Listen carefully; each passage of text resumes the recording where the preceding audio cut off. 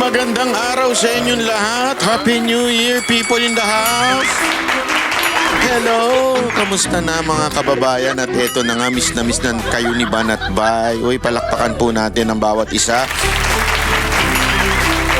Dapat pinalakpakan nyo yung mga sarili nyo dahil itong New Year na ito ay malupit ang mga nangyari sa inyo at sa atin. At talaga nga namang tayo ay buhay pa. Yun, maraming salamat.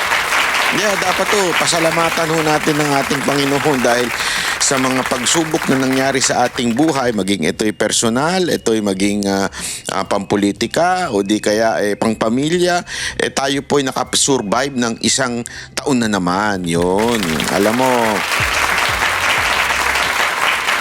without the help of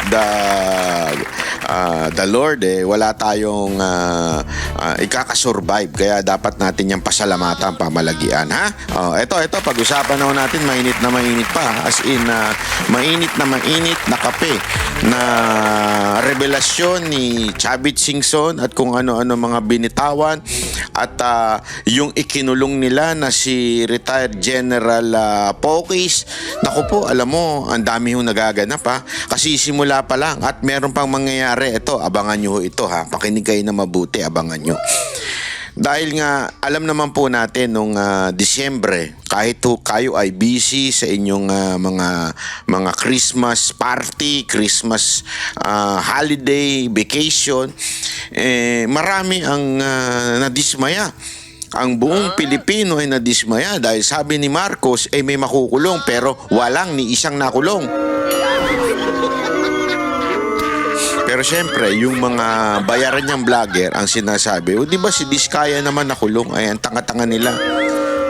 Ang sinasabi nating gustong makulong ay hindi yung mga private person. Ang gusto nating makulong ay yung mga politiko. At lalong-lalo na yung kanyang pinsan. Ang gusto nating makulong. At syempre si Zaldico, gusto rin natin niya makulong. Hindi ibig sabihin, nagsalita na siya, ligtas na siya. Gusto din natin niya makulong. Kasi isipin nyo to, ha. Ang bilis nilang kumilos pagkakalaban sa politika, pero pagdating sa katulad ng nila Zaldico, nila Romualdez, abay, ang bagal-bagal. Di ba ho? Yun ang gusto natin makulong. Kaya nga maraming na-frustrate nitong Disyembre, tapos may nagusog pa Hindi, Pasko na. Ay, sa bagong taon na, sabi ko naman, pagalaw ng pagalaw. Tapos na ho yung bagong taon, mga kababayan, at wala pa rin pong nakukulong. Abay, may ibig sabihin na po nun, talagang ang mga Pilipino ay nalungkot dahil sandali, tangina, tinatarantado mo talaga kami. Binudol mo na nga kami noong 2022, bubuduli mo na naman kami ngayon. Binudol mo na nga kami sa 20 pesos na bigas, ngayon bubuduli mo na naman kami. Na kayo may makukulong, walang nakulong. Kaya nga, mga kababayan, meron akong nabalitaan. Pag-uusapan natin yan. May nabalitaan ako na may dalawang ikukulong na senador. Na may dalawang parabagang panakipbutas. Para mawala doon sa issue na wala siyang naikulong. Merong ipakukulong na dalawang senador. Mamaya pag-uusapan natin yan. Pero ang unang nakulong, ngayon, nakulong nung kahapon, walang iba kung hindi ang isang nagpoprotesta laban sa korupsyon. Yung pang nakulong, nakutang yun ang... Doon ka talaga mabibwisit sa bayan natin, Mantakin mo, kung sino pa yung lumalaban sa korupsyon, siya pa yung nakulong. Yung mga korap, abay malaya. Yung mga korap ay masayang nagdidiwang ng kanilang Pasko at bagong taon sa iba't ibang bansa. Di ba? No, hindi, sa totoo lang hindi na nga natin alam kung asa na nga ba to si Romualdez. O si Zaldico, hindi. Sabi nila, kanselado na yung passport na yan, makakauwi na yan. Kung ano-ano sinasabi, mahuhuli na yan, ma-Interpol na yan. Di ba yung paulit-ulit na sinasabi? May nangyari ba? Wala pa rin. Ako po. At ang nakulong, walang iba kung hindi lumalaban sa korupsyon. Walang iba kung hindi si retired General Pokis. Buti na lang at na kapag bail siya na nabayaran niya po yung nakapagpiyansa siya para makalaya po siya. Kasi sa totoo lang, ako, nung tinitignan ko at yung inaaral ko ho yung mga sinabi niya, parang wala naman ako nakitang mas malala pa doon sa sinasabi ng mga makakaliwang terorista. Kasi lagi lang naman niya sinasabi, dapat maging transparent at nagagalit na ang taong bayan, pero wala ho siyang ginawang panggugulo. As a matter of fact, di ba sinabi ko nga yun sa video ko kahapon, habang tayo ay nasa park dito sa Tokyo, sabi ko doon mas malala pa nga yung mga makakaliwang grupo ng mga komunista, terorista. Pag sila nagsalita, talagang ibagsak, di ba? Ganun sila Etong grupo ni General Pokis, wala akong ganyang klaseng pagsasalita. As a matter of fact, ingat na ingat po yung grupo na yan. Pag nasa rally, di ba, nasamahan po natin yung isang rally na yan. At sila po ingat na ingat. Meron pa silang mga warning na nung pinagsalita tayo, walang Marcos resign. Yung mga ganyan ba, napakaingat po nito mga to. Pero bakit yan ang inuna? Alam mo, iba't ibang teorya ang bumabalot diyan sa pagpauna na ikulong itong si General Pokis. Alam niyo kung bakit? Isa ho diyan ay talagang winawarningan niya nito ni Marcos. Winawarningan niya na kung sino man ang magtatangkang paalisin ako sa posisyon, kasunod ng pagpaalis doon sa presidente ng Venezuela, kung sino man ang magpapaalis sa aking posisyon, sisiguraduhin ko merong maikukulong. Ayan yung niya yung bangbangang para bagang inaano niya sa tao na pag ikaw lumabang ka sa gobyerno nito, ikukulong ka. Kahit ba sabihin nating may bail. Kasi sa totoo lang, hindi importante sa kanila kung magiging guilty ka ba, hahatulan ka ba ng husgado na guilty. Ang importante sa kanila, matakot ka. Takutin ka para hindi na ikaw magsalita. Kasi wala na silang magawa Frustrated ang taong bayan, galit ang taong bayan.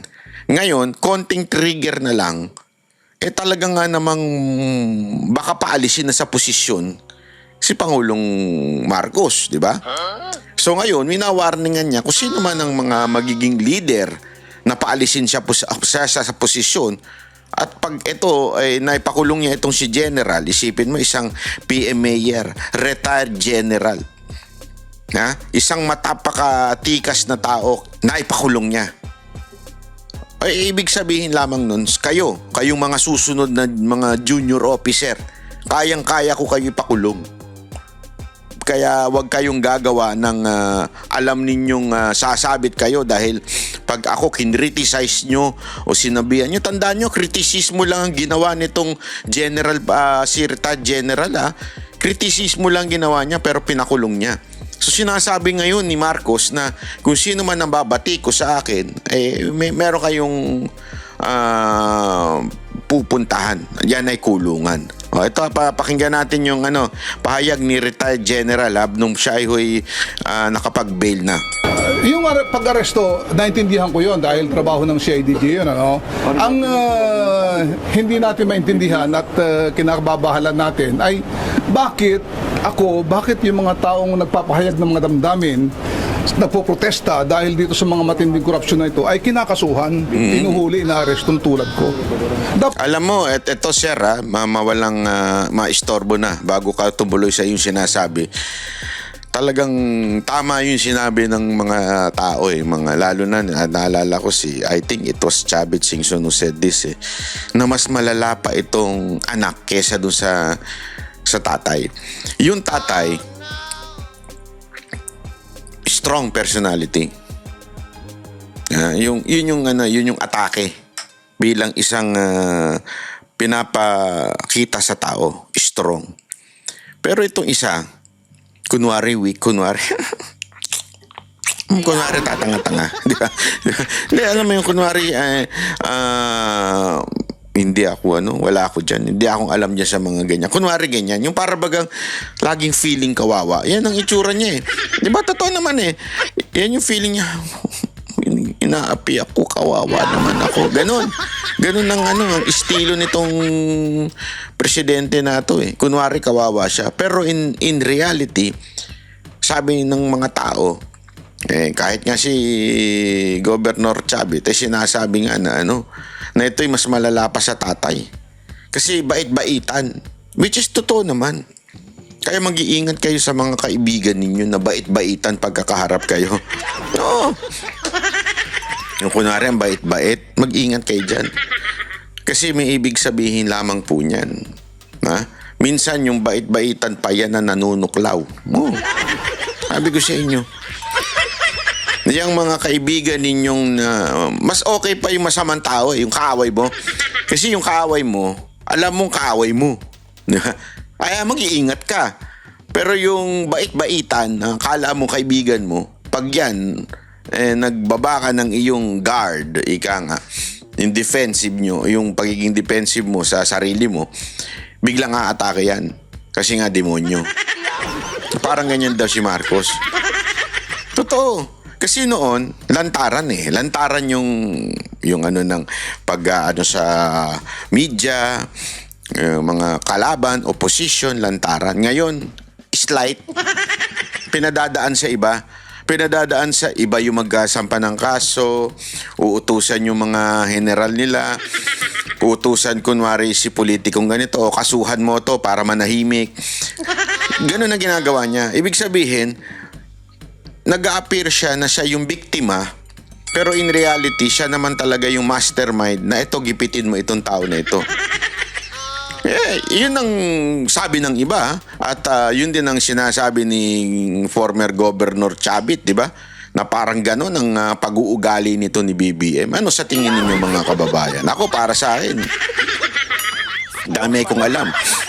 Madami kong kinaharap na kaso na yung iba na-dismiss na alam kong hindi naman gagawin ng tao na yun. Alam kong napag-utusan lang.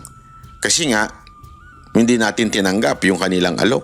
Tandaan ninyo hindi lang ako nagsasalita pero napakaraming mantakin. Hindi naman sa pagmamayabang. Hindi ako sa nagyayabang. Ito po ayoko ito. Ayokong dinadrag o yung bang inaangat ng sariling bangko. Pero siguro naman kahit papaano yung naaabot ng ating channel sa YouTube talagang umaabot hanggang kataas-taasan. Kaya nga may mga nagtangka, di ba? Nasabi ko na sa inyo yan. Ilang beses ako tinangkaan na tapalan ng pera. Nung hindi ako pumayag, dalawa yan. Dalawang higante yan. Hindi ko na lang sasabihin sa inyo, magkamag-anak pa yung dalawa na yun.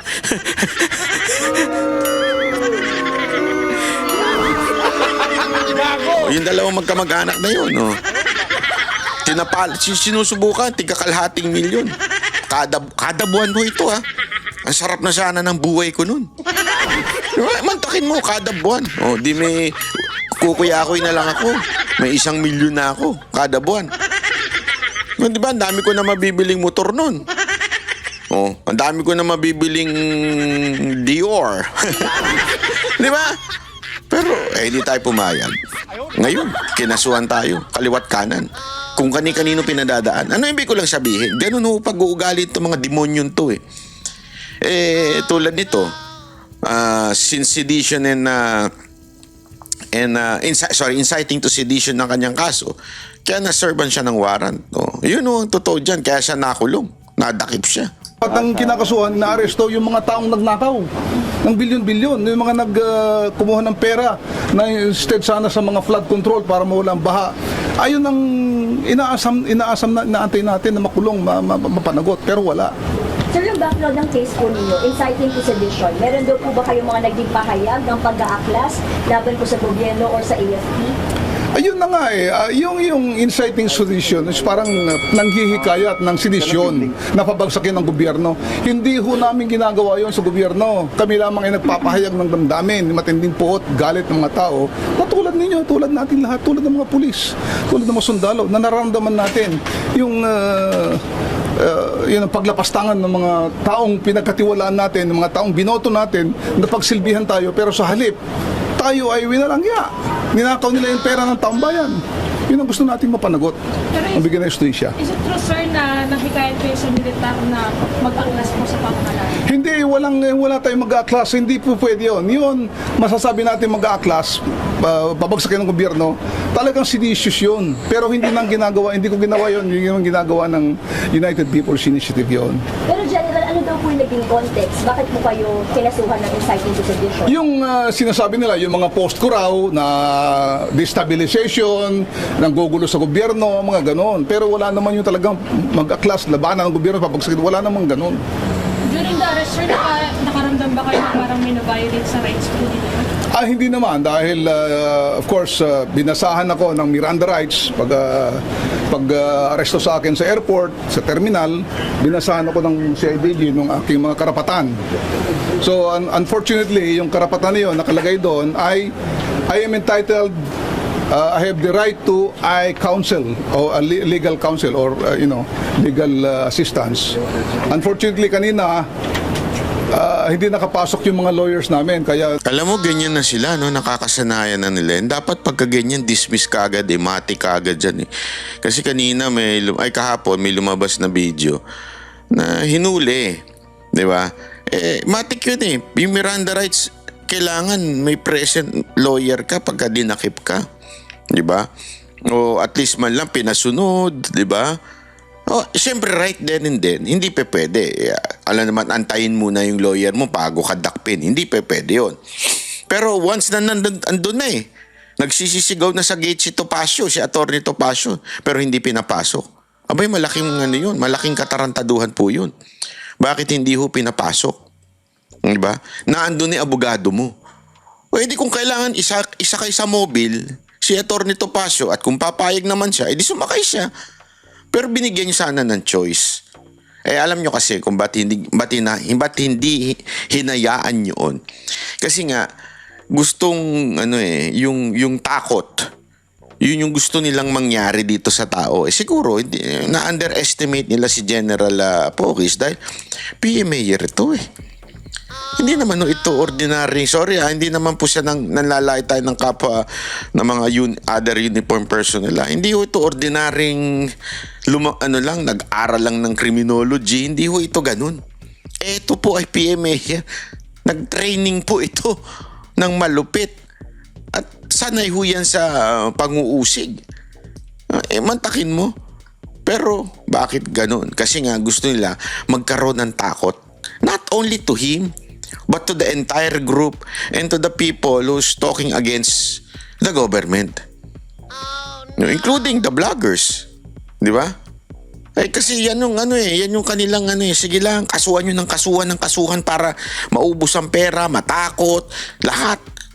Ganun ang gagawin nila Mga animal at demonyo talaga yung mga nasa gobyerno ngayon. nagkaroon ng konting commotion doon. Gusto sana ng lawyers namin na makausap ako kasi hiniwalay yung pag-aresto sa akin, wala yung mga lawyers doon. Yun lang naman ang nag-issue doon. Yun ang nangyari ho dyan. At nako. Alam mo ito gusto ko lang itong importante kasi itong maintindihan natin itong revelasyon ni Governor Chavit, di ba? Na yung favorite contractor ni Marcos lumobo ang proyekto. Ito yung hindi ko magets Tama si si retired General Pocis. Ito yung mga matitindi yung ginawa. Bakit hindi ito yung kasuhan? Hindi ito yung ipakulong. Pero ang ipapakulong mo yung bumabatikos. Napakamalaking katarantaduhan nun, mga kababayan. Tingnan ninyo kung gaano katindi nito. Malalim daw ang ugnayan ni na PBBM at ng kanya umanong paboritong contractor sa Ilocos Norte. Mula nang maupo ang Pangulo, lumobo raw ang mga kontratang nasusungkit ng kumpanya mula sa gobyerno. Ang detalye sa exclusive agenda report ni Joash Malimban. Tila mayroon daw favorite contractor si Pangulong Bongbong Marcos sa Ilocos Norte. Yan ang inilahad ni former Ilocos Sur Governor Chavit Singson sa isang press conference ngayong araw. Ang contractor daw na ito, walang iba kundi ang Megapolitan Builders and Construction Supply. Bawal yan, pero paborito na ng kontraktor. Karamihan, bilyon ang binigay sa kanya. Noong konsyal pa lang itong si Alcid, kontraktor na, paborito na ni Bongbong Marcos na kontraktor ito. So, wala na silang hiya. Konsyal pa lang, ha? Favorite contractor na ito ni Marcos. Mayor na, binigyan pa ng bilyones na construction. Isipin mo ha, mayor na, meron contractor pa rin siya ng gobyerno na pinagbabawal. Ayan po'y napakalinaw ng pagkasabi ni Governor Singson, ni former governor. Mantakin mo, mayor na daw. Itong kaibigan ni Marcos, nakakatanggap pa ng proyekto sa pamahalaan. Allegedly. Ganong katindi. At ito nga, ni-research din mismo ng bilyonaryo. Totoo ba yung sinasabi ni Governor Chavit? Kasi remember ito po'y hindi lang basta-basta akusasyon. Ito po'y may ebidensyang inilabas si Chavit. At pinag-aralan din ng bilyonaryo. Sinisigurado, totoo ba yan? At ito napatunayan nila. Matindi. Flood control sa Ilocos Norte. Una nang iniulat ng Billionaire News Channel na direktang pagmamayari ni incumbent Lawag City Mayor James Brian Alcid ang Megapolitan Builders. Hanggang sa kasalukuyan, pangalan niya ang nakalagay bilang authorized managing Mayor na yan ha. Tandaan ninyo, pinagbabawal sa batas yan. Even mayor siya pa rin ang managing officer saan ka nakakita nun sa Pilipinas, mga kababayan? Bawal. Nasa batas. Politiko ka. Pumasok ka sa proyekto, nasa sa gobyerno, ikaw ang mayor. Anak ng tutsang kalabaw yan. No? Katarantaduhan, di ba? Tapos ang may ganang pakulong ni Marcos, etong sila Pokis, kagaguhan officer ng kumpanya sa DPWH Contracts. Kahit na 2022 pa siya nagsimulang umupo sa pamahalaan bilang konsehal. Matapos si endorso ng Team Marcos noong 2025 elections, tinalo niya sa pagkaalkalde ng Lawag City si former Mayor Michael Marcos Quion, isang kilalang kritiko ng pamilyang Marcos. Kahit Tinalo niya isang Marcos na kritiko ni BBM. Ito kaaway ito ni BBM, pero Marcos ito tinalo. Mantakin mo, tatalong isang Marcos doon sa lugar nila.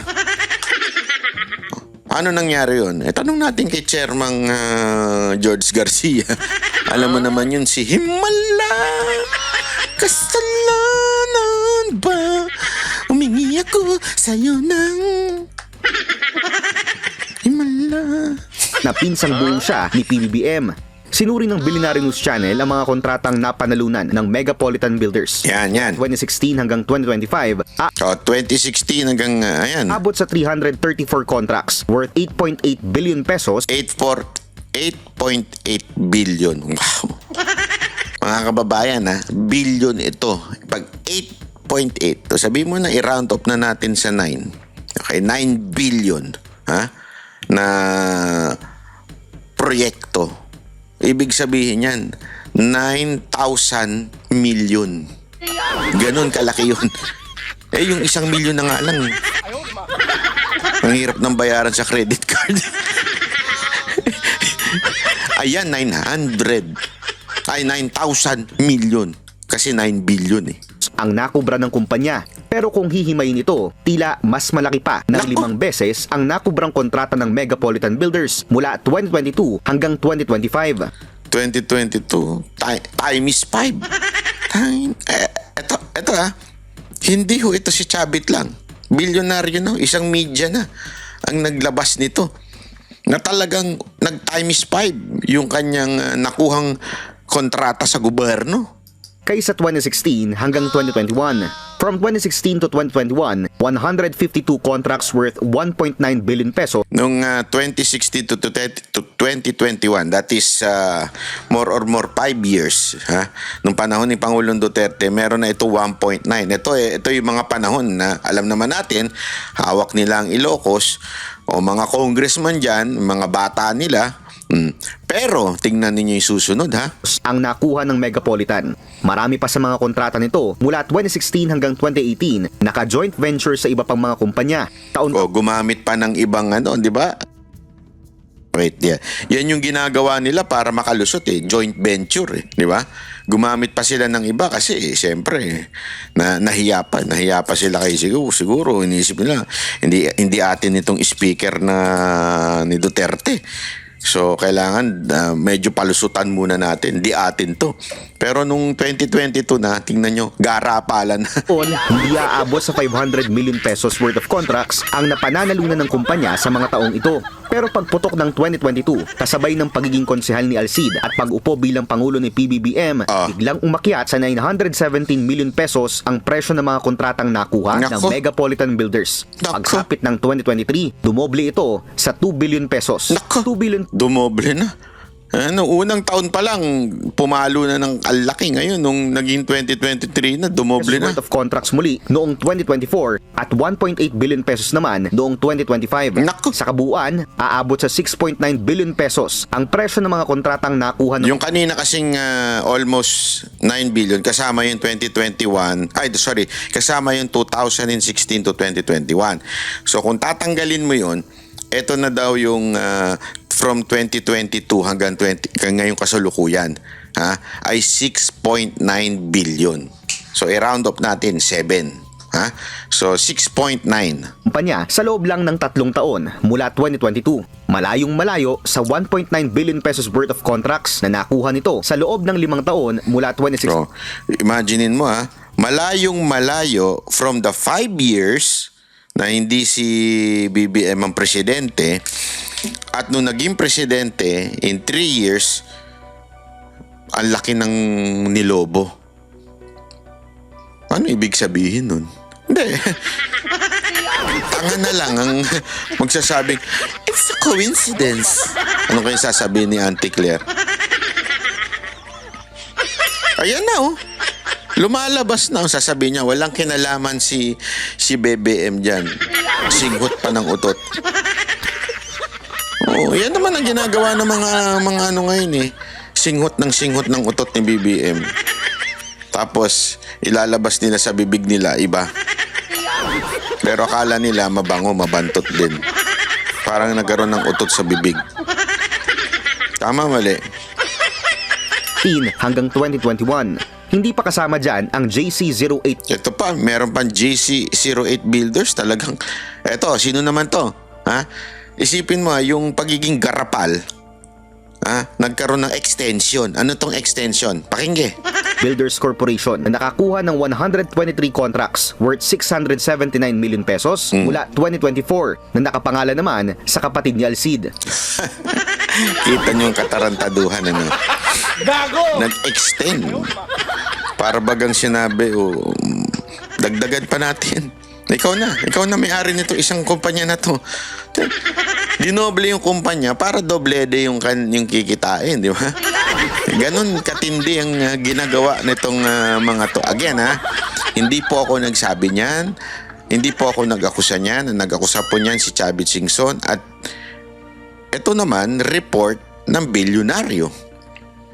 Tayo po ay nire-report lang. Nire-reactionan lang natin yung sinabi ni Governor Singson at itong bilyonaryo na matindi talaga. Imagine niyo mga kababayan, ito ay may ebidensya. Asa na yung mga quote-unquote na anti-corruption kuno na mga kakampuet at mga teroristang makakaliwa? Asa na kayo? Ito, malinaw pa siya malinaw. Huwag na kayo magtitingin kung saan-saan. Pupunta na naman kayong Davao. Yung mga mga makakaliwang terorista, laging sa Davao nakatingin. Ayaw tumingin sa taas, lagi nakatingin sa baba. I mean ang baba, yung south, ha? Ganon eh. Sinubukan ng Billionaire News Channel na kunin ang panig ni Mayor Alcid pero hindi ito tumugon No. sa aming mensahe. Kung ayaw mong, dito ka na lang, magsalita. Sa ko, Mayor Alcid, ikaw ay malayang kontakin mo ako. Kung gusto mong banatbyofficial@gmail.com, kontakin mo ako kung nais mong marinig ang iyong panig. Paririnig natin ang iyong panig dito sa ating himpilan. Kasi inakusahan ka ni Governor Singson. Bata ka daw ni BBM. Tapos itong bilyonaryo, may nilabas namang mga ebidensya laban sa'yo. Ano masasabi mo dyan? We are open to your opinion. Basta itong sigurado tayo. Nga ang mga kakampuet. Nga ang mga teroristang mga kaliwa. At lahat pa ng mga bayarang vlogger ni Marcos, paano nyo to i-deny? Ano ang instruction sa inyo ng boss ninyo si Auntie Claire? Sige nga. Anong instruction sa inyo? Paano nyo i-deny ito? Yung paglobo ng nakuhang kontrata mula sa gobyerno ng presidente na si Bongbong Marcos. Etong kaibigan niya. Tandaan ninyo in-endorse pa nga ito ng partido ni Marcos eh. Ito pa nga ang inilaban nila doon sa pinsan na kaaway. Pinsan ni Marcos na kaaway niya. Ito ang inilaban. Ibig sabihin, talagang bata niya to. Diba? Yun ay malinaw. Established na yun. Bata niya to. Bakit ganyan? Alam niyo mga kababayan kung bakit. Kasi mayroon silang mga pantapal. Diba? Tulad nga na sinabi ko kanina, hinihingi na ng taong bayan na may makulong ngayong Pasko na hindi nangyari, na ngayong New Year, hindi rin nangyari. But itong may dalawang, sa tingin ko, ang ipipilitin nilang makulong ngayon. Etong si Senator Bong Revilla at saka si Senator Villanueva. Pipilitin nilang makulong yan para pagtakpan yung kakulangan, yung kahinaan nila na ipakulong si Romualdez at si Zaldico. So naghahanap sila ng prominente. Alam naman po natin, artista si Senator Bong Revilla. Natural, magiging maingay. Tapos sasabihin ng iba, tingnan nyo na, nakulong na yan dati. Kaya talaga inulit niya yung kanyang kasalanan. Uy, sandali, linawin natin ito. Ito, political persecuted lang siya nung panahon ni Pinoy. Kasi nga, di ba, naalala nyo, dinala siya sa Malacanang at tinatanong ba't di siya bumoto doon sa gusto ni Pinoy at kung ano-anong inano sa kanya. Hindi siya pumayag. Nung hindi siya pumayag, ikinulong ni Pinoy. Pinakulong ni Pinoy. At nung wala na si Pinoy, nakalaya. Bakit? Kasi hindi napatunayan yung mga akusasyon. Ibig sabihin, tulad ngayon, sinisira lamang yung perception. Sinubukan nilang sirain yung perception kay Bong Revilla nun eh. Na yan, tandaan ninyo nung pinakulong yan, nung panahon ng mga dilaw, yan ang nakikitang tatakbong presidente nung panahon na yun. Kaya ini-eliminate na nila yung mga possible na tatakbong presidente nun. Kaya ipinakulong yan. At napatunayan sa korte na hindi po totoo yung mga akusasyon. Peke. Fabricated ang lahat ng mga ebidensya. Hindi napatunayan. This time, uulitin nila. Bakit? Kasi nga, maingay. Alam mo naman sa Pilipinas, mga kababayan talagang maingay pagka artista ang Ako, hindi naman sa inaano natin ng mga artista. Siyempre kasi pag artista, pag tumakbo, para bagang walang karapatan tumakbo, ganyan. Di ba?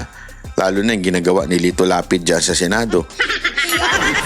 So, para bagang masarap pagtripan yan. Easy target, ika nga. Di ba? Easy target si Senator Bong Revilla. And it will create so much noise.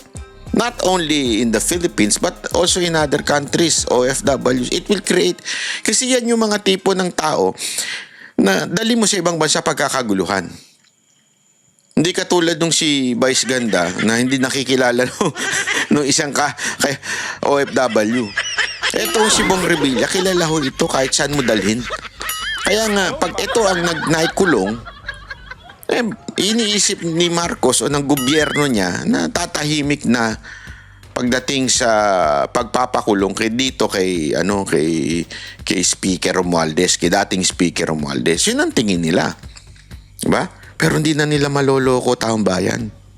Kasi, eto panoorin nyo itong mga ebidensyang pinresinta nitong nag-aakusa sa kanya. Pakinggan.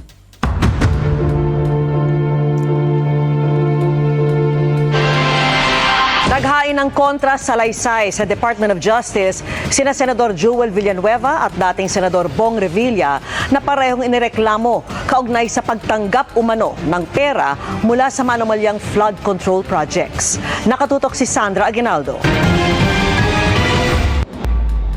Sa pagpapatuloy ng preliminary investigation sa umano'y maanumalyang flood control projects sa Bulacan, nag-file ng kanilang counter-affidavit sa Department of Justice sina Senador Joel Villanueva at dating Senador Ramon Bong Revilla Jr.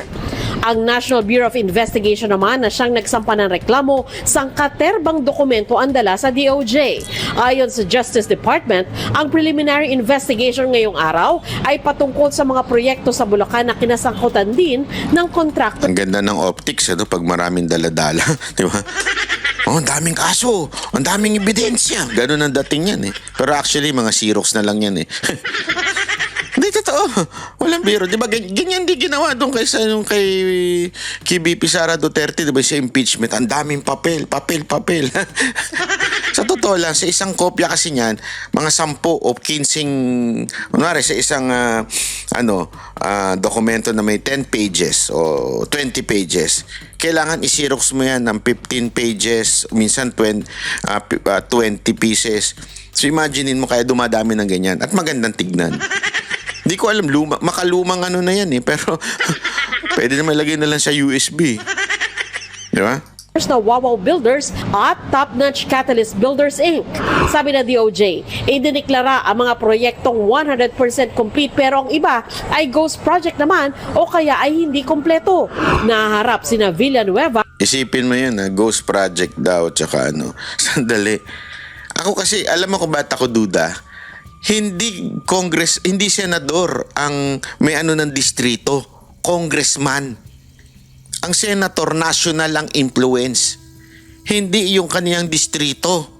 Wala siyang hawak na distrito. Kaya nga parang medyo malabo, napakalabo talaga. Hindi lang medyo, malabo talaga.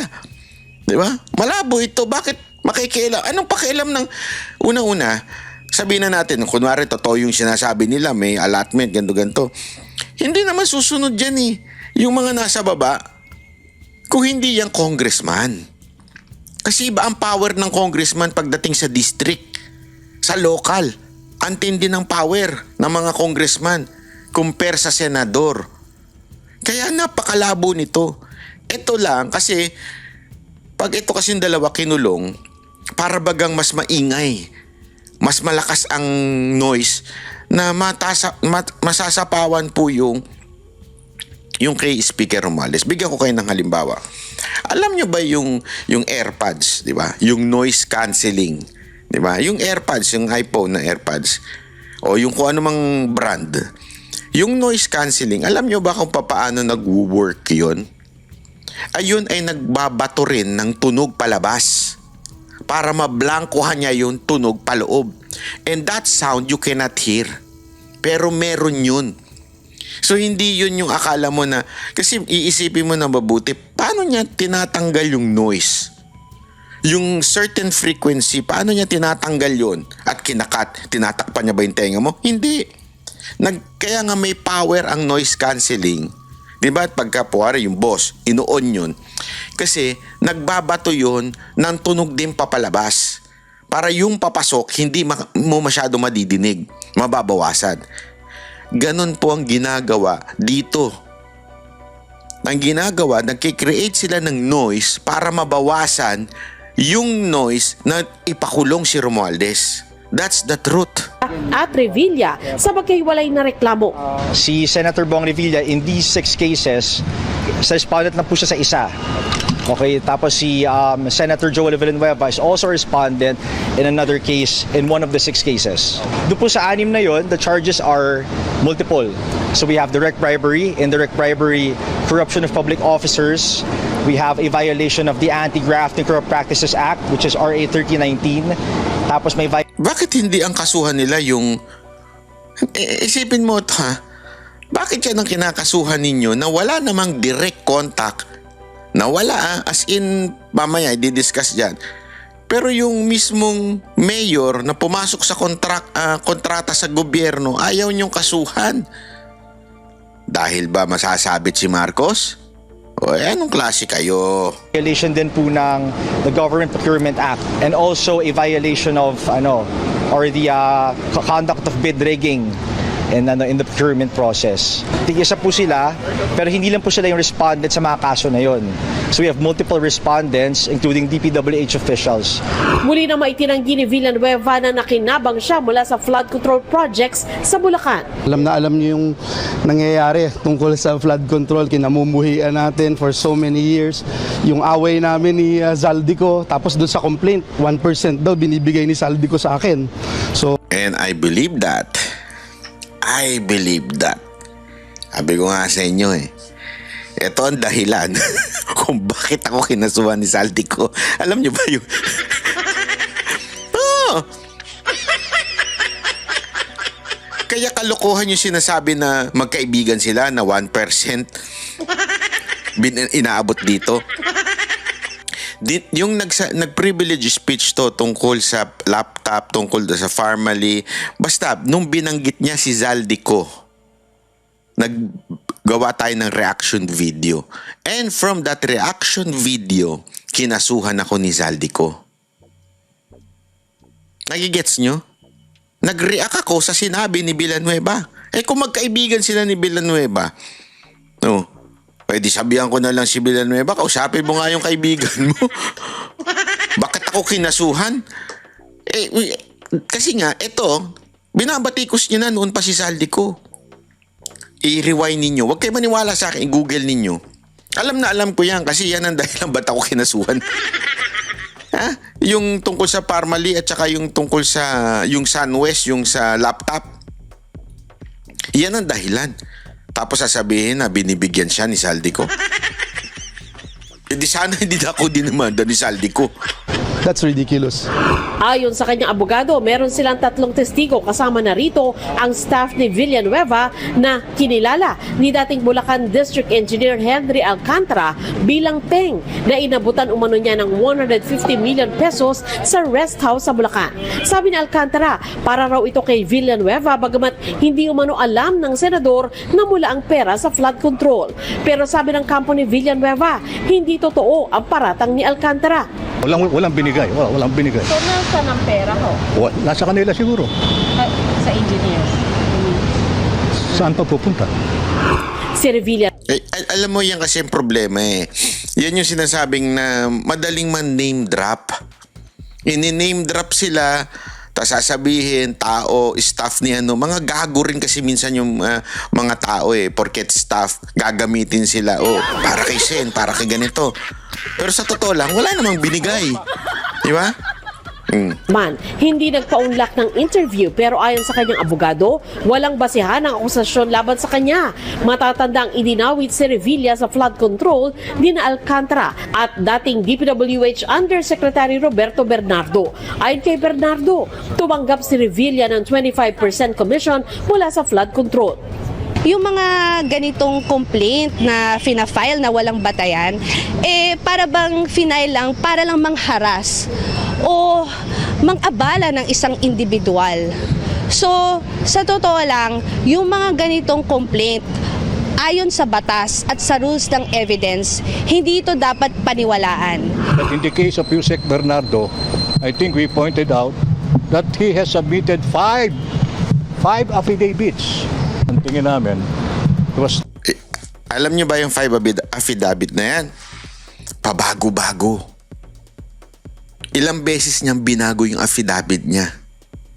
Kaya nga sabi na nitong mga abogado ni Revilla, kagaguhan na.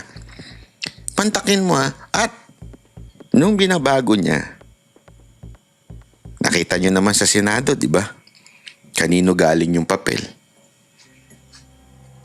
Kasi nga, politika sa Cavite ang issue dito. Dahil wala na sa eksena ang mga Remulla sa Cavite. Mahina na sila doon. So para lumakas sila, kailangan maibaba nila yung malakas doon, mga Revilla. So sisiraan nila yung pangalan ng mga Revilla. Hindi na importante kung makonvict o hindi makonvict ito si Revilla, si Senator Bong Revilla. Ang importante masira yung pangalan. Kaya nga, pabago-bago yung affidavit nung Bernardo. I mean, kung sure ka, bakit pabago-bago? Ay, nagbabago yung katotohanan. Every time mo makakausap si Remulla. Every time, kasi nung panahon na yung DOJ pa si Remulla. Siya nga may bit-bit lagi, di ba? Pinunayan ni Marcoleta. Siya lagi may bit-bit dito kay Bernardo. Bakit particular si Bernardo? Kasi si Bernardo ang nagdawit kay Revilla. Isipin niyo mabuti, kung kayo ay talagang malalim mag-isip, bakit ang may bit-bit at ang bit-bit lang ni Remulla ay walang iba kundi si Bernardo, yung Yusek Bernardo? Bakit siya lang ang binibit-bit ni Remulla? Di ba? Isipin niyo yun Tapos, pabago-bago. Bakit? And there was an instance na nakita pa sa video. Inabot yung kanyang affidavit. Di ba? Halatang halata Trying to really enter the witness protection process. Isa pa yan, And the only way that he can be admitted is actually point to somebody higher. Kaugnay pa rin So isa pa yun na dahilan para magkaroon ng dahilan para maging state witness itong si Bernardo. Kailangan niya magtuturo ng mas mataas. Malamang wala siyang personal knowledge dito kay, ewan ko kung wala siyang personal knowledge kay Romualdez o baka naman iniilag lang niya si Speaker Romualdez. At kasi kung iilag mo si Speaker Romualdez, sino ituturo mo ngayon? Di ba? Hindi naman pwedeng si Zaldico. Ano mangyayari? So kailangan magturo ka ng iba. Yun ang sinasabing paliwanag ni attorney. Kaya itinuturo si Senator Bong Revilla. sa flood control issue, inilahat ngayon ng DOJ na gumugulong na rin ang investigasyon nito sa plunder complaint laban kay dating Representative Zaldico. There's an allegation of conspiracy. Of course, the act of plunder could not have been committed by one individual alone. Tagal. Of course, necessarily, may makasama siya dyan. Hiningan namin ng reaksyon ng abogado ni Ko pero wala pa itong tugon. Sandra, Ang tagal, di ba? Yan, dahil sa kapalpakan nila na hindi makulong si Romualdez at hindi makulong si Zaldico, maghahanap sila ng kapalit. Yan yung sinasabi natin, prinsipyo ng AirPods o yung noise cancelling na mga earphone. Kailangan palitan mo yung tunog na nanggagaling sa labas eh. Batuhan mo ng tunog. Ganun. Ayan na nangyayari. So mag-iingay sila through Bong Revilla at saka itong si Villanueva. Maingay yan eh pag nakulong yan dalawa na yan. Kaya abangan nyo makukulong yan dalawa. Hindi, eto. Ako sana wag naman kasi napakakawawa naman yung tao kung alam naman natin politically persecuted lamang kasi Cavite issue to eh. Oh. Pero kung makukulong yan dalawa na yan dahil lang sa political issue, abangan natin. Dahil ibig lang sabihin nun, talagang pinagtatakpan nila si Romualdez at si Zaldico. Diba? Yung kapalpakan nila kay Romualdez at kay Zaldico, pinagtatakpan nila. Naku po. Kaya mga kababayan, lagi-lagi nyo tatandaan ha. Manood lang kayo sa Banat Bay kasi dito ipapaliwanag natin kung anong tunay na nangyayari. Kasi yung mga kasinungalingan dyan ng mga vlogger ng ni Marcos ay talagang namamayagpag sa, alam mo na. Tapos yung mga kakampuit pa. Kasi talagang, ito kasi, iniilag nila si Romualdez, iniilag nila si Marcos, iniilag nila si Zaldico. Ewan ko kay Saldi ko kung ngayon iniilag pa rin nila. Pero ang sigurado ko, ang iniilag nila si Romualdez at si Marcos bilang mastermind. Yan ang ginagawa nila. Kaya kung sino-sino ituturo nilang malaking pangalan na tatapal doon sa masasabi ba nating pagiging nila, tanga nila o pagiging kahinaan nila dahil hindi nila kayang ipakulong itong mga ito. Hindi natin alam. Anyway, maraming salamat po. Kita-kita po ulit tayo sa susunod nating video. At sana po ay nagustuhan ninyo ang ating video ngayon. At I hope you would like, share this video kasi malaking bagay yan sa algorithm ng YouTube. Kung i-share ninyo, ilalike nyo at magko-comment kayo para mas marami pang makarinig ng ating pagbabalita. Maraming salamat po. Ako po si Banat Bayan.